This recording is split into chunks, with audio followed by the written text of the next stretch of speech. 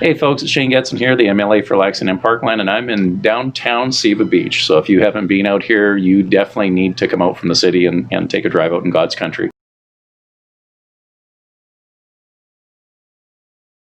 I don't want to be the wet blanket on it or anything else, but just gentle observations.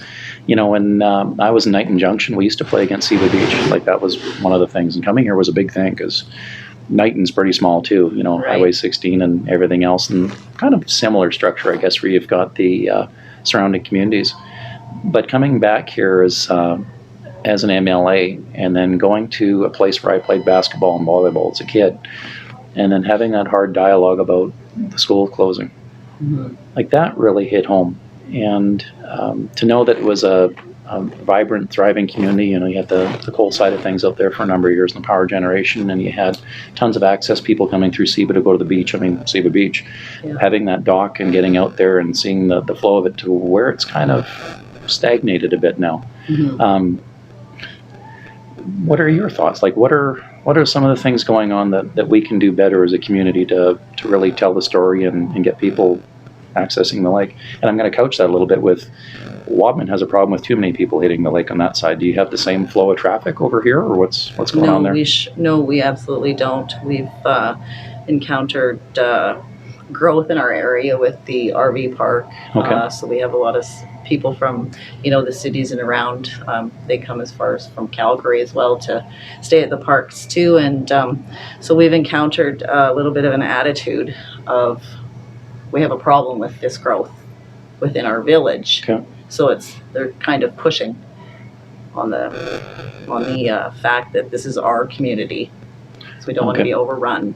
So well, and sometimes you see that. I mean, there's some beautiful things, and there's some rationale for that too. I mean, a lot of folks sometimes don't want to see the change. They kind of have grown up in generations and seen it here too. Mm-hmm. But on the flip side, you know, you can't necessarily have both. Like, you can't have your quaint, quiet little community that it is in the winter or sometimes in the summer without having some source of revenue or income for it to be there.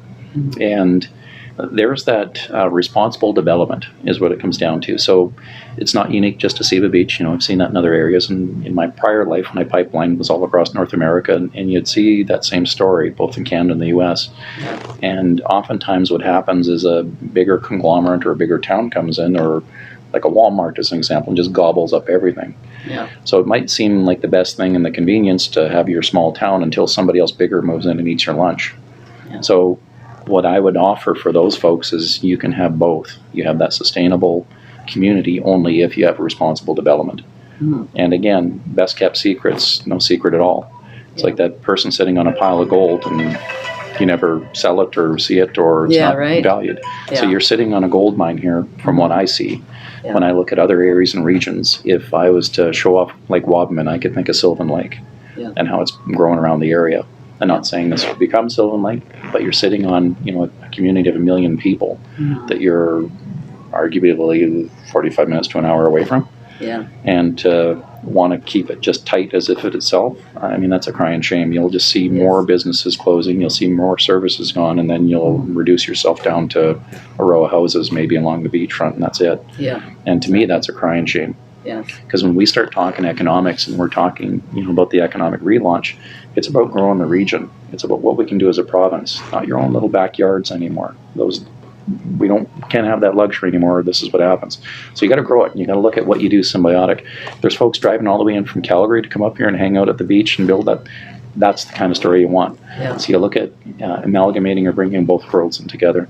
Mm-hmm. And making a plan. Making a plan. Yeah, the plan would be good. There needs to be better planning, you know, because rather than closing it, just need to make a plan to control it for the best for everybody. Absolutely. And, you know, the windfall from that is, you have some vitality in your community. People want to come out here and see it. The other one was Cochrane. I mean, anyone who's gone to McKay's Ice Cream, it takes a drive from Calgary to go to Cochrane. Yeah. And that's kind of the feel I get when I come through the door and I'm looking at the ice cream and I'm looking at the storefront. It's kind of got that Western feel to it.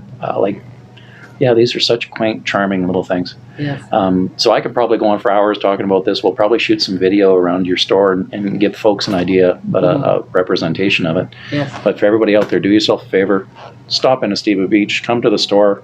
It's got that old country charm and some very fine folks for doing this. And thank you so much for being those job creators and having that, because this, to me, is kind of a little heartbeat of the community. Thanks, folks. Take care. Thank you. Thanks, Shane. Thanks, Shane.